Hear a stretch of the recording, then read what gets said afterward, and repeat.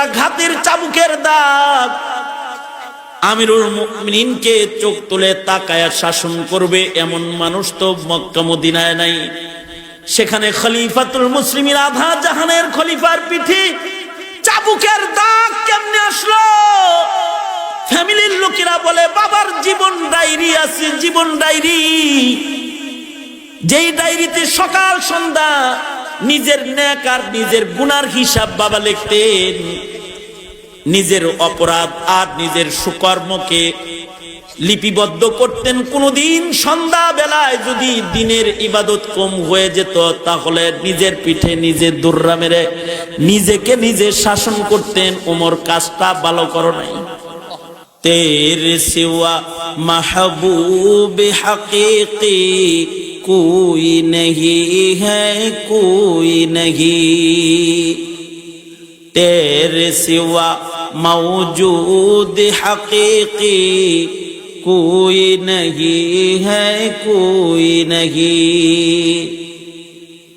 यादों में तेरे सबको भुला दूं, कोई ना मुझको याद रहे, सब खुशियों को आग लगा दूं, खानाए दिल आबाद रहे, अब तू रहे बस तादमे आखिर, अब तू रहे बस तादमे आखिर, विर्दे जुबा आए मेरे इलाह, ला इलाहा इल्लल्लाह, ला इलाहा इल्लल्लाह, ला इलाहा इल्लल्लाह मुहम्मदुर রাসূলুল্লাহ।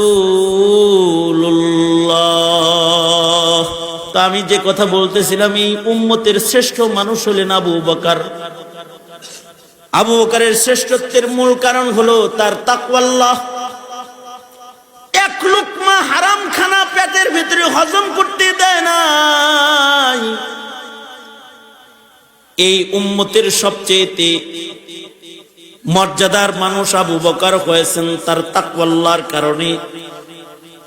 আবু বকরের পরে এই উম্মতের ভেতরে যার দাম তিনি হলেন হযরত ওমরে ফারুক রাদিয়াল্লাহু আনহু।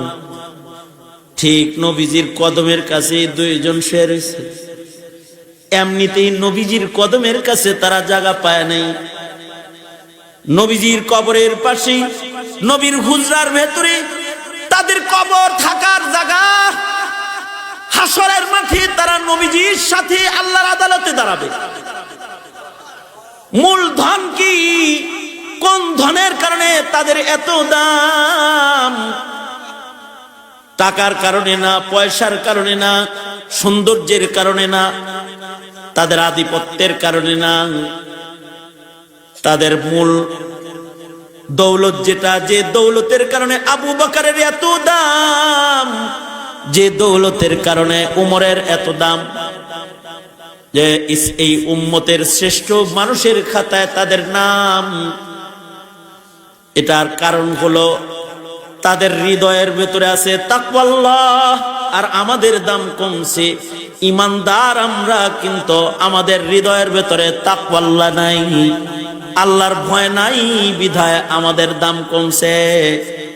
আর তাদের দাম বাড়ছে কারণ তাদের হৃদয়ে আছে তাকওয়াল্লাহ। মুয়াত্তা ইমাম মালিকের ভেতরে এসেছে যে উনার কাছে দুধ হাদিয়া আসছে। তো উনি দুধ পান করেছেন, হযরত ওমর দুধ পান করছেন। দুধ খাওয়ার পরে হযরত ওমর বলতেছেন, এই তুমি যে আমাকে দুধ হাদিয়া দিলা, তোমার দেয়া হাদিয়ার দুধ আমি পান করলাম, তোমার এই দুধগুলা কি তোমার বাড়িতে, তোমার ঘরে পশু লালন পালন করা পশুর দুধ কি আমায় তুমি হাদিয়া দিয়েছো নাকি? আগন্তুক বলে, আমিরুল মুমিনিন, দুধগুলা সদকার দুধ। কে সদকা দিছে? বাইতুল মালের উট ছাগলের দুধ যেটা গরিব মানুষের ভেতরে বন্টন করা হয়। আপনার বাইতুল মাল রাষ্ট্রীয় উট ছাগলের দুধ যেটা গরিবদেরকে বন্টন করা হয়, সেই দুধটা আমি আজকে বন্টনে পাইছি।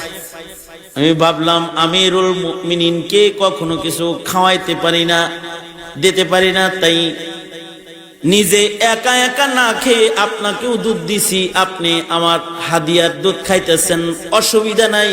নিজে আবার ফতোয়া দিতেছে, অসুবিধা নাই, আমার জন্য সাদকা আর লাকা হাদিয়া, আপনার জন্য হাদিয়া খায়ালান। আমি সদকা পাইছি, কিন্তু আপনি তো আর সদকা খাইতেছেন না, আপনি হাদিয়া খাইতেছেন, খায়া ফেলান। হযরত ওমর বলে, জিনিসটা হারাম তো না, অবশ্যই হালাল, কিন্তু আমি তো খলিফাতুল মুসলিমিন, আমার জন্য এই হাদিয়া খাওয়া মুনকার। কারণ হলো, আরে এই বাইতুল মাল সরকারি উঠতো আমারই পাহারায়, খাইলে তো আমি না খাইতে পারি ডাইরেক্ট, কিন্তু তোমার বাড়ি ঘুরাইয়া এটারে হাদিয়া বানায়া যে আমি পেটে লইলাম। এখন যদি আমি উমরের মৃত্যু হয়ে যায় আর আল্লাহ যদি বলে, এই উমর, পেটের ভেতরে সরকারি দুধ দেখা যায় কেন?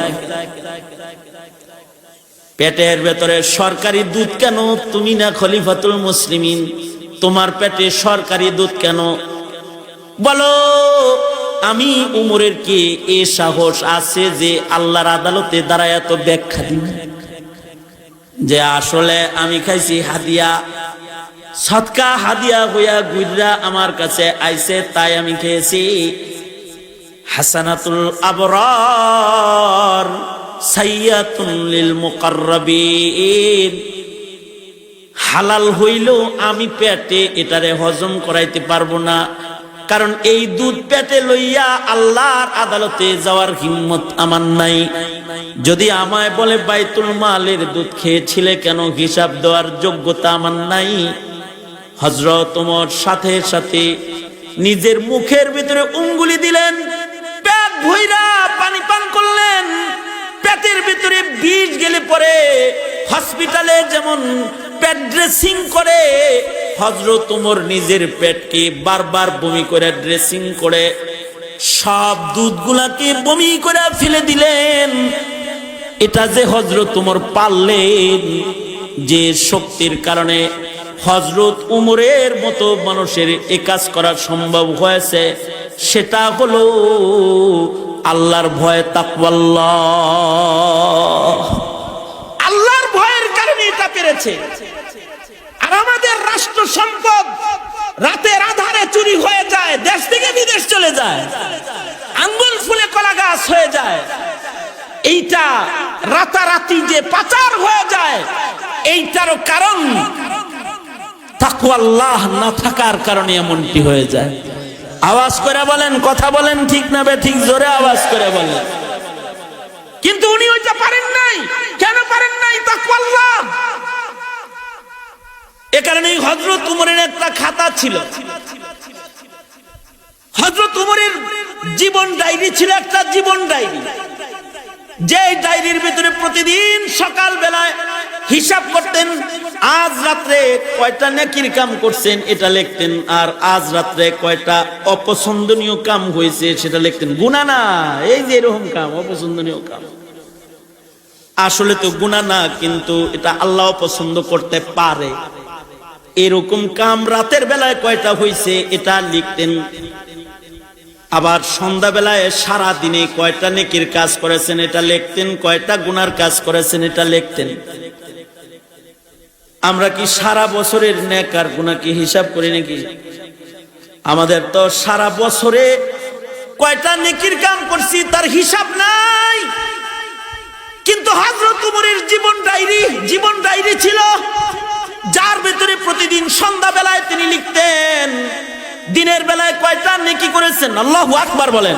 দিনের বেলায় কয়টা নেকি করেছেন, দিনের বেলায় কয়টা অপছন্দের কাম করেছেন এটা তিনি লিখতেন।